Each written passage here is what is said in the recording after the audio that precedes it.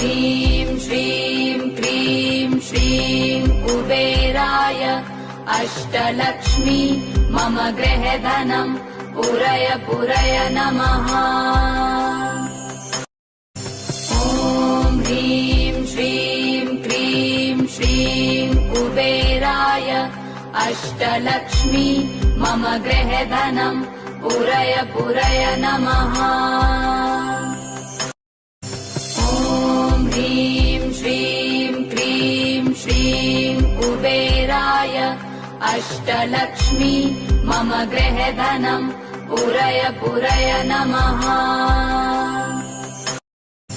ॐ ह्रीं श्रीं क्रीं श्रीं कुबेराय अष्टलक्ष्मी मम गृहधनम् पुरय पुरय नमः।